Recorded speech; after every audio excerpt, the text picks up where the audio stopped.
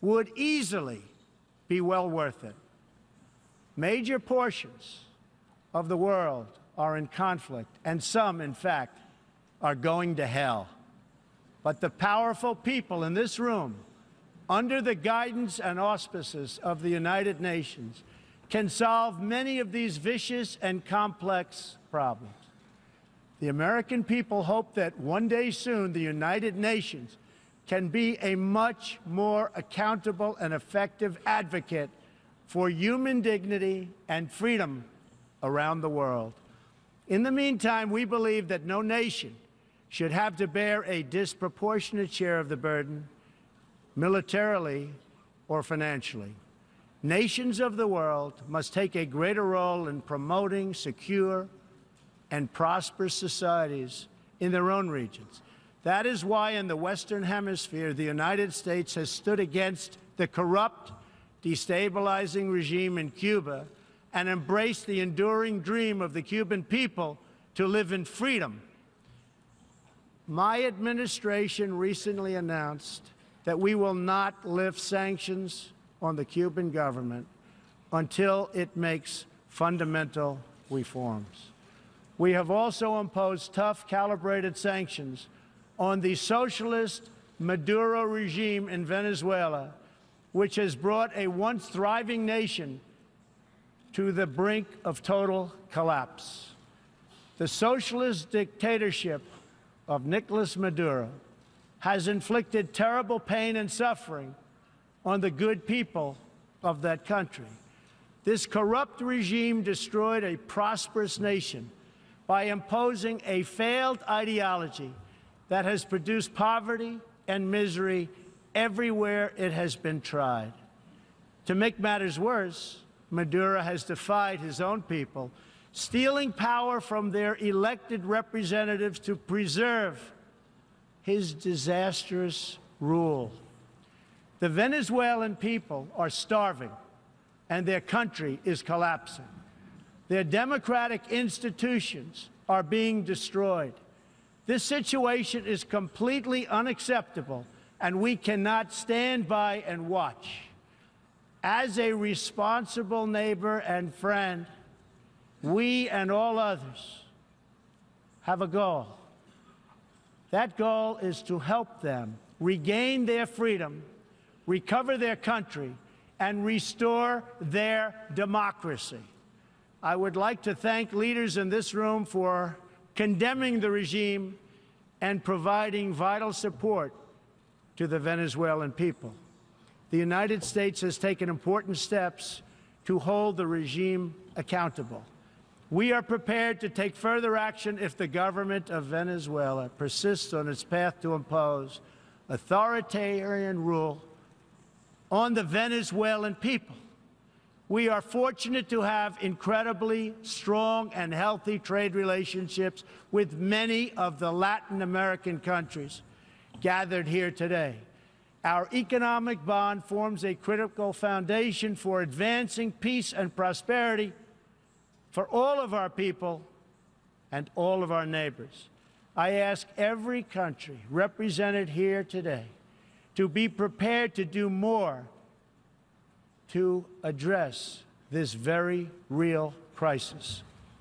We call for the full restoration of democracy and political freedoms in Venezuela.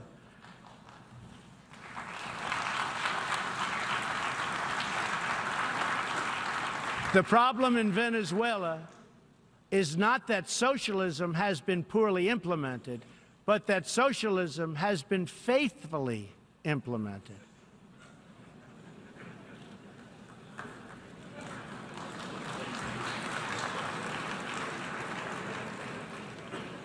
From the Soviet Union to Cuba to Venezuela, wherever true socialism or communism has been adopted, it has delivered anguish and devastation and failure. Those who preach the tenets of these discredited ideologies only contribute to the continued suffering of the people who live under these cruel systems. America stands with every person living under a brutal regime. Our respect for sovereignty is also a call for action. All people deserve a government that cares for their safety, their interests, and their well-being, including their prosperity. In America, we seek stronger ties of business and trade with all nations of goodwill. But this trade must be fair and it must be reciprocal. For too long, the American people were told that mammoth multinational trade deals, unaccountable international tribunals, and powerful global bureaucracies were the best way to promote their success. But as those promises flowed, millions of jobs vanished and thousands of factories disappeared. Others gamed the system and broke the rules. And our great middle class, once the bedrock of American prosperity, was forgotten and left behind. But they are forgotten no more, and they will never be forgotten again. While America will pursue cooperation and commerce with other nations, we are renewing our commitment to the first duty of every government, the duty of our citizens. This bond is the source of America's strength and that of every responsible nation represented here today. If this organization is to have any hope of successfully confronting the challenges before us, it will depend, as President Truman said some 70 years ago, on the independent strength of its members. If we are to embrace the opportunities of the future and overcome the present dangers together, there can be no substitute for strong, sovereign, and independent nations. Nations that are rooted in their histories and invested in their destinies. Nations that seek allies to befriend, not enemies to conquer. And most important of all, nations that are home to patriots, to men and women who are willing to sacrifice for their countries, their fellow citizens, and for all that is best in the human spirit. In remembering the great victory that led to this body's founding, we must never forget that those heroes who fought against evil also fought for the nations that they loved. Patriotism led the Poles to die to save Poland, the French to fight for a free France, and the Brits to stand strong for Britain. Today, if we do not invest ourselves, our hearts and our minds in our nations, if we will not build strong families, safe communities, and healthy societies for ourselves, no one can do it for us.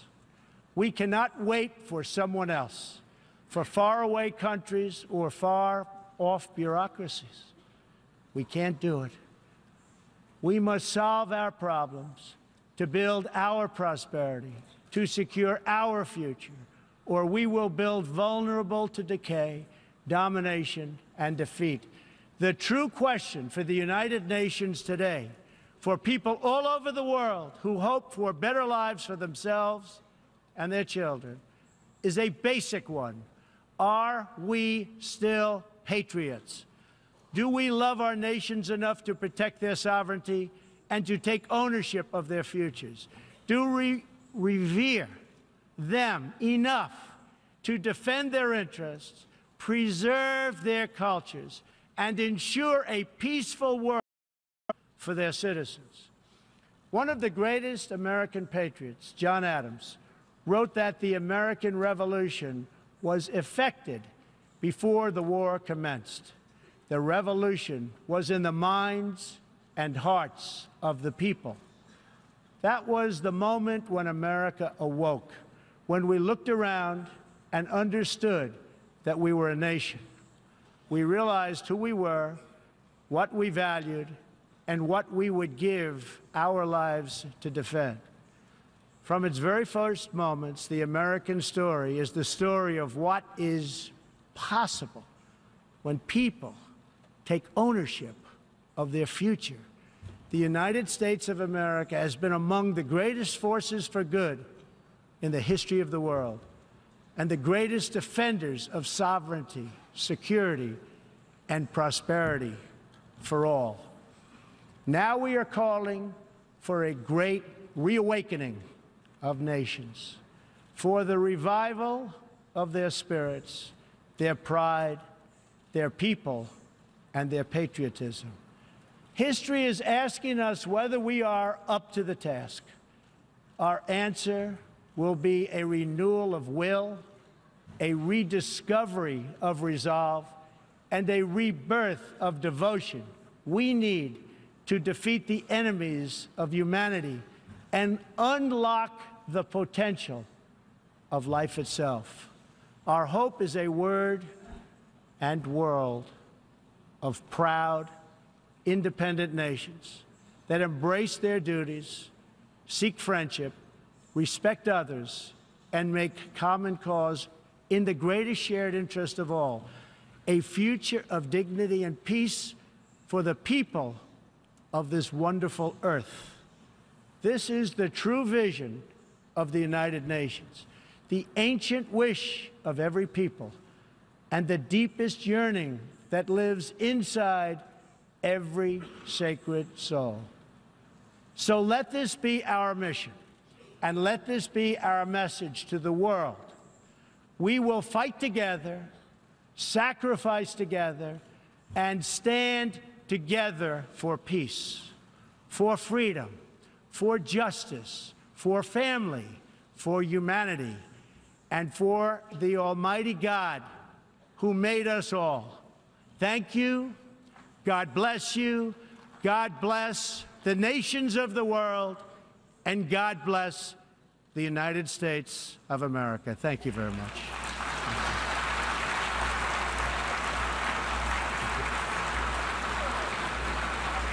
The Israeli Prime Minister Benjamin Netanyahu, the First Lady Melania Trump, sitting there inside the Assembly Hall at the United Nations, a speech which lasted 40 minutes in length, at times thematic and at times direct. With regard to the themes, you can pick out many quotes from the past 40 minutes. Here's just a few. It's up to us to help shape a better world. This is a beautiful vision he talked about with regard to the United Nations, to work side by side with a vision of mutual respect. With regard to the U.S., harmony and unity, he said the United States will be a great friend to the world, but we can no longer get nothing in return. And then he said this line, America does more than speak. Our devotion is measured in the battlefield. Those are the themes that President Trump brought to his address today here at the UN. With regard to the direct language, he started the following way. Terrorists and extremists have spread to every corner of the world. Rogue regimes in this body support these networks. And then he called them out by name. The righteous many must confront the wicked few. First up, North Korea. He says it's an outrage that countries would trade with such a regime. And he used that phrase, Rocket Man, that was debuted a few days ago in a tweet when he said Rocket Man Kim Jong-un is on a suicide mission. Then he thanked China and Russia in a nod for them voting for sanctions at the UN Security Council. Then he moved to Iran, calling that government corrupt, saying the longest suffering people of Iran are actually its own people.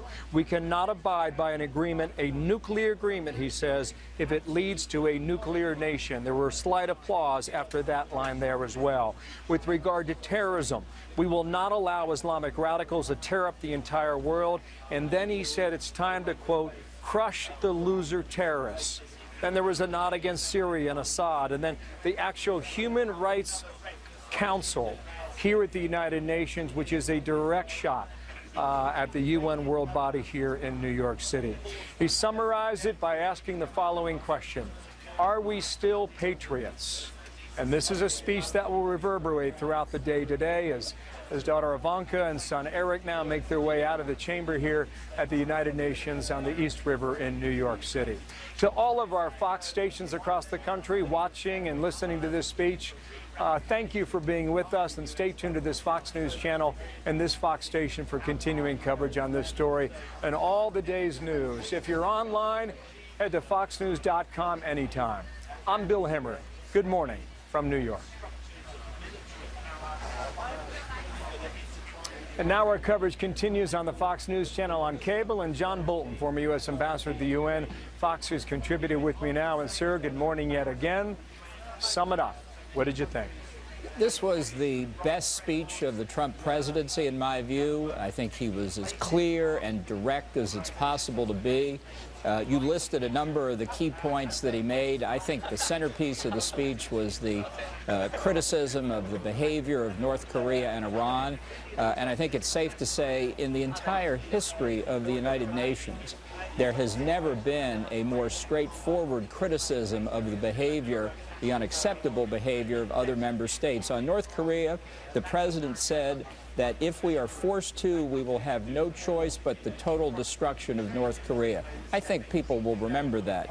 And he made what I think is a key point when you look at what our next steps might be. He said, denuclearization is the only acceptable future. And that means, in his view, we don't end this present crisis with North Korea still in possession of a nuclear weapons and ballistic missile program. On Iran, he was just as direct, as you mentioned, his criticism of the behavior of the regime toward its own people. And then he came, of course, to President Obama's nuclear deal with Iran and said, as he has said many times before, it's one of the worst, most one-sided deals in American history, an embarrassment to the country, and we haven't heard the last of it.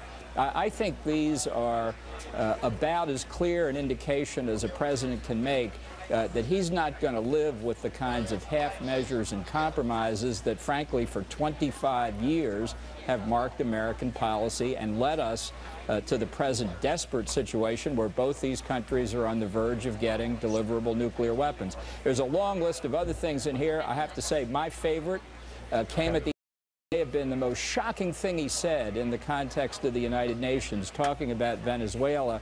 He said, this is not a case of socialism being poorly implemented. It's a case of socialism being implemented exactly the way the theory tells us. And I tell you, there are a lot of people in the UN who have never heard anything like that from an American president. So as I said at the beginning, I think this was an outstanding speech, and I think it will serve the president very well.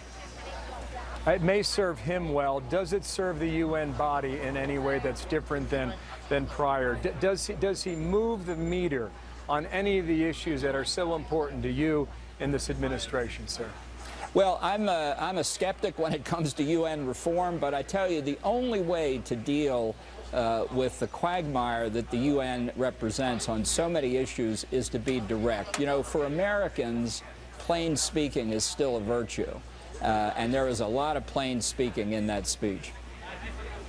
I thought the way he framed the Poles and the French and the Brits and how they have fought for their own independence and their own freedom and their own values at the end there. I mentioned the question he said, are we still patriots? Sir, thank you for your analysis. John Bolton there with us here in New York City. And your time today. I want to get back to Shannon right now for more on this. Shannon. All right, let's bring in Florida Congressman Ron DeSantis, a Republican on the Foreign Affairs Committee. And Congressman, welcome. Your reaction to the speech, especially given that you have been a big proponent for making sure that Israel is treated differently, and this administration has done that within the UN, a very different tone. Well, I thought it was a tour de force, Shannon. This is the international UN version of draining the swamp. He went in there. He was extremely blunt, both about the failures of the UN, but also challenging them to actually be productive for a change. You know, last year, the UN, they did 24 resolutions. 20 of them were against Israel. So I think that's exactly the message that needed to be sent. Ambassador Bolton pointed out, very direct about the problems of North Korea and the Rocket Man, and then Iran and the terrible nuclear deal. But one of the things that really struck me was he provided a resounding defense of the nation state as kind of the core actor in international. And that's something that his predecessor, Barack Obama, would have never done. Elites in our country and throughout Western Europe in particular viewed the nation state as kind of passé. You really need to delegate sovereignty to international institutions. Not this president. He is America first. That does not mean you're not dealing productively for the rest of the world, but his job is to defend America's interests, and just as all those other countries' leaders' jobs is defend their country's interests. Well, and delving even deeper into that, I mean, he went beyond the governments in many cases and was talking directly to the people, especially with respect to Iran, saying, you know, these good people deserve prosperity and freedom. He talked about Venezuela, too, where the people there, the revolution starts in the heart. He talked about the American Revolution and how it's up to the people to get what they deserve, not just about these rulers or the governments. Well, with Iran, it's a very good point, because the Iranian regime is one of the most anti-American regimes of the last 30, 40 years. But the Iranian people really have a rich culture. They were much more successful between this Islamic theocracy took over. And I think we have a lot in common with the broad swath of the Iranian public. And I would say similar with Venezuela. His support for the people who are fighting Maduro's dictatorship has generally been good, much better than President Obama. And I thought today was very good. And for him to call out socialism the way he did, you know, for us, that's like normal talk. But for the United Nations, in front of all those bureaucrats, I thought it was tremendous. Now, folks at home can't see this, but I could see you and Ambassador Bolton together watching this speech. Both of you had, at points, physical reactions to this. It seemed that this is a very different speech than you've heard at the UN in recent years. Absolutely, and I think it's a speech that will resonate with middle America, because I think that you go there, a lot of times people will just say platitudes, and it's almost as if you lost 30, 40 minutes and you could have been doing something else. Well, here, he was speaking substantively. He was speaking directly, and I think he signaled really significant changes in American foreign policy. A lot of us in the Congress have been urging him to not recertify the Iran deal in October. I think it's hard to watch that speech and think that this is a president who's eager to recertify that. I think it's much less likely that that happens. And then also a president who's finally dealing with the problem of Kim Jong-un in North Korea. Other presidents have basically let this problem fester. This president doesn't want to do that. Yeah, very direct talk from him today. Thank you for sticking around with us, Congressman Ron DeSantis. Great to have you with us today. Bill, back to you at the UN. Shannon, you know, we're talking a lot about North Korea as a major focus coming into this speech here. And this is the line, this is the phrase now that a lot of people will pick up on. At the end, totally destroy North Korea. He made these comments about 20 minutes in. Watch and listen. North Korea's reckless pursuit of nuclear weapons and ballistic missiles threatens the entire world with unthinkable loss of human life. The United States has great strength and patience, but if it is forced to defend itself or its allies, we will have no choice but to totally destroy North Korea. He went on to say that Kim Jong-un is on a suicide mission. This follows similar tough language from the president. We talked about fire and fury from several weeks ago. It's going to be a big story throughout the day as our coverage continues live at the UN here in New York City on This America's Newsroom. See you back here in a minute. Tennis training has evolved in really weird ways. Just ask the Bryan brothers. The Izod Performance Stretch Chino with SportFlex expandable waistband. I'm Admiral Tom Lynch. In the Navy, we always say the toughest job in the Navy is the Navy spouse. And there's a lot of truth to that. We understand at New Day USA that it takes a team. It takes that man and woman, veteran and spouse, working together, keeping the family together, and we want to make sure that it's a team that we're talked to when we come up with a financial solution for that family. If we possibly can, you're going to get that loan at New Day. It's a new day for veterans who need money for their family. Home values are going up, and home equity lending is back. That's me. New Day USA has helped thousands of veterans close in as little as 30 days through their valuable VA home loan. That's me. Cash to pay credit cards, cash for retirement, or cash just to put in the bank. It's a new day in lending, and for veterans who need money, that can mean a lot. That's me. Call New Day USA at 1-855-670-5545.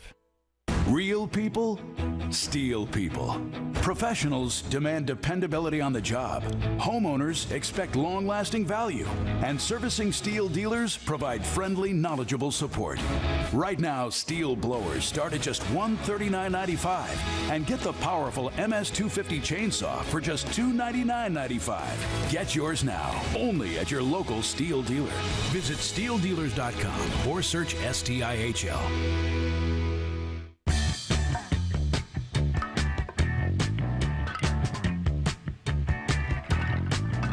integrate any part of your business and have your systems work as one. The IBM Cloud, the cloud for enterprise, yours. When it came time to sell our home, suddenly everybody knew an agent. I think my yoga instructor, Steve, is a real estate agent. We were not going to list with my sister's yoga instructor, Steve. That's when we found HomeLight. HomeLight showed us the best agents in our area. They matched us with the perfect agent for our needs. Our home sold above listing price in just 8 days. Steve, they found their agent with HomeLight. Home what? HomeLight.com.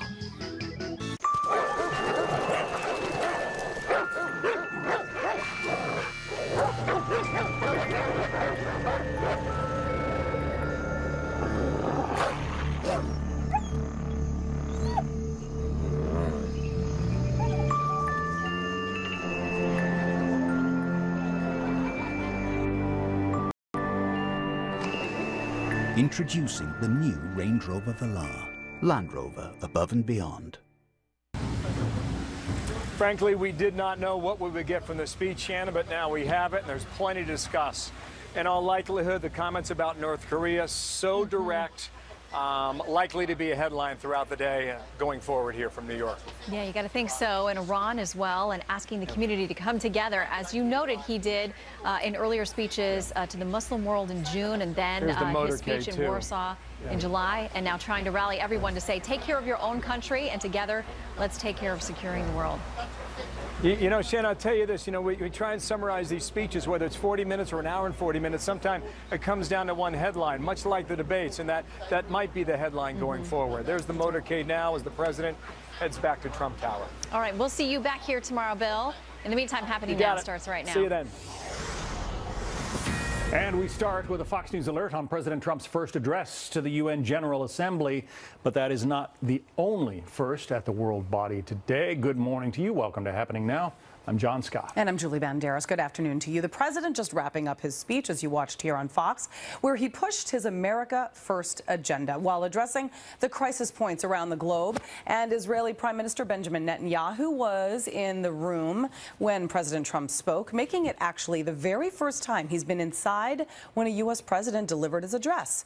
President Trump also faced Kim Jong-un's North Korean delegation seated right in the front row while he had denounced that country's leader as a, quote, rocket man on a suicide mission. And he also called on the nations in the world body to unite against the common threat posed by Kim Jong-un's regime. Take a listen. The scourge of our planet today is a small group of rogue regimes that violate every principle on which the United Nations is based. They respect neither their own citizens nor the sovereign rights of their countries. If the righteous many do not confront the wicked few, then evil will triumph. When decent people and nations become bystanders to history, the forces of destruction only gather power and strength. No one has shown more contempt for other nations and for the well-being of their own people than the depraved regime in North Korea. Joining us now, Jerry Seib, executive Washington editor for the Wall Street Journal. I was struck, Jerry, as I listened to that speech. In some ways, it was the most traditional of presidential addresses to the United Nations. In other ways, it was sort of off the rails different. What struck you?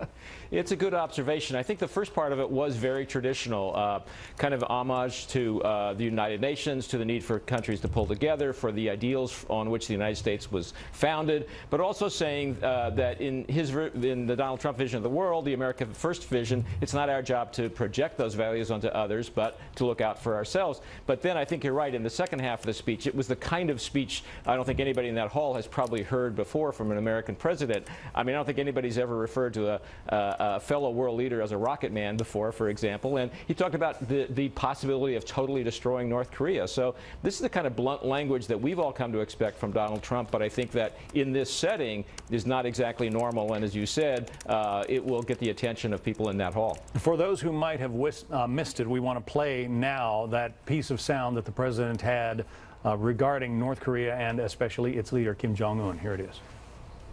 The United States has great strength and patience, but if it is forced to defend itself or its allies, we will have no choice but to totally destroy North Korea.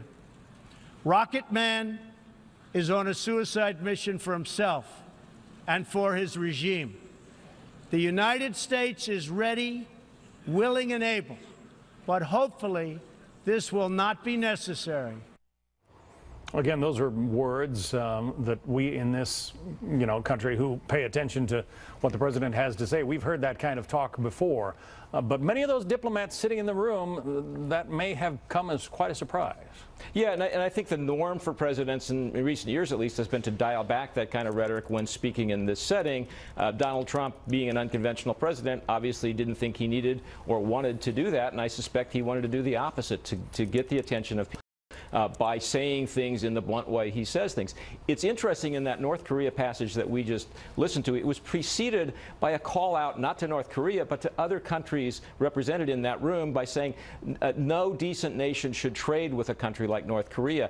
That was a direct message to China and Russia, first and foremost, that you can condemn North Korea but don't simply say those words, follow it up with action and stop trading and stop providing economic sustenance to North Korea. That was the context of that North Korea passage. It struck me also that, it was George W. Bush, Bush 43, who coined the axis of evil phrase, referring to Iraq, Iran, and North Korea. Iraq obviously has a new government in place since Saddam Hussein was deposed, but we still deal with North Korea, whom the president spoke about, and Iran. Listen to what he had to say.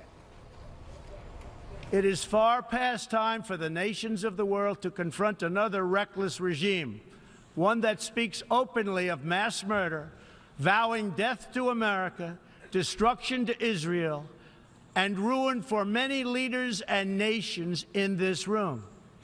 The Iranian government masks a corrupt dictatorship behind the false guise of a democracy. You had to wonder what the Iranian delegation there and the UN ambassador was thinking there as he heard those words. Does that kind of talk, is it helpful, Jerry?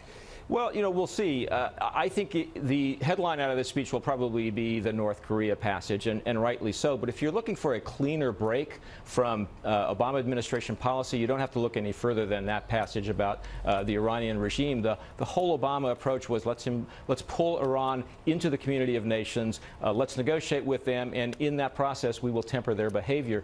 That's not what Donald Trump wants to do. He basically said, they lie beyond the circle of nations that behave by international norms, and you can't really deal with them. And so that is a much cleaner break. Everybody has the same kind of rhetoric about North Korea, maybe not quite in Donald Trump tones, but the real break was when in the policy toward Iran.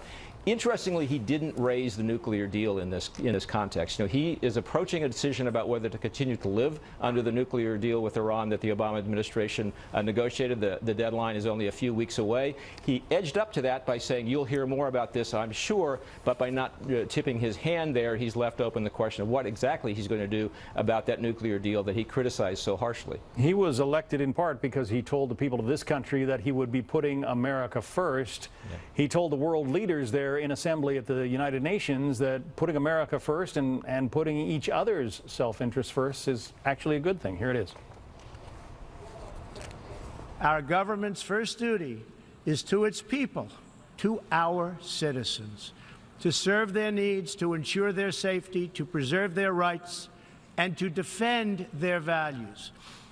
As President of the United States, I will always put America first. Just like you, as the leaders of your countries, will always and should always put your countries first. He got some applause with that line. I can't imagine anybody in the room really disagreeing with that sentiment. Well, that was what was interesting about that passage. It was an attempt, I thought, to interpret America first which is the Trump motto, after all, to the people in the room who probably see it as either a threat to them or an attempt by the U.S. to back away from involvement in international affairs. And I think what President Trump tried to do was put it in a different light, to say that America First only means that my responsibility is the same responsibility that you all have, which is to look out for the interests of your own people first. That's all it means. And that means in some cases engaging with you and in some cases looking out for ourselves first. But it doesn't mean anything for me other than what you probably all think your first responsibilities as world leaders are as well. So I thought it was an interesting attempt to define what America First really means in the context of a United Nations gathering. It was quite a speech. We'll see whether it changes anything at the United Nations. Jerry Seib from the Wall Street Journal. Jerry, thank you. Thank you. Fox News alert as another weather catastrophe looms in the Caribbean. Hurricane Maria, now a Category 5 monster, slamming Dominica, one of the leeward islands east of Puerto Rico that Hurricane Irma devastated just 2 weeks ago. Dominica's prime minister, in fact, saying that he had to be rescued from his house amid widespread flooding and damage.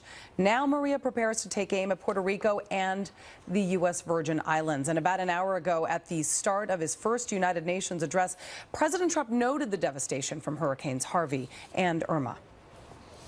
As millions of our citizens continue to suffer the effects of the devastating hurricanes that have struck our country, I want to begin by expressing my appreciation to every leader in this room who has offered assistance and aid.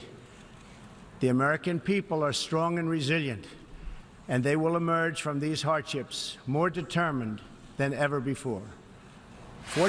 Senior meteorologist Janice Dean is live in the Fox Extreme Weather Center. Boy, the Caribbean has just been getting hammered. Here's storm number 4 in just weeks. Yeah. The fact that we're 9 to 11-foot storm surge, upwards of 2 feet of rainfall, and just battering winds for a number of hours. And you can already see the wind gusts. You can see that well-defined eye right there, already getting the outer bands of the rain and the winds moving towards the islands, the Virgin Islands, and then into Puerto Rico. Hurricane warning in effect. Prayers are needed for this area. Perhaps the worst hurricane they've ever experienced is potentially on their doorstep. And then as we go further out in time, it will weaken a little bit. We think it's going to go through some structural changes, but it's still going to be potentially catastrophic. That's the language that the National Hurricane Center is using. Catastrophic, life-threatening. This potentially could devastate these areas. And then we're going to watch it move perhaps east of the Bahamas. Turks and Caicos is going to watch for a Category 4 as well as we get into the weekend. And then the East Coast. You cannot rule out potential impacts next week. But the rainfall, as I mentioned, could be devastating, upwards of 2 feet of rainfall across the islands and then Puerto Rico. And look at these wind gusts. I mean, 106 miles per hour, 117 miles per hour. These areas were devastated by Irma. So another hit. San Juan, populated area, obviously, in Puerto Rico, 121 miles per hour is just going to potentially devastate, and even higher than that, 130 mile per hour gusts. Now, looking at the computer models as we go further out in time, the U.S., obviously, the East Coast is wondering if we're going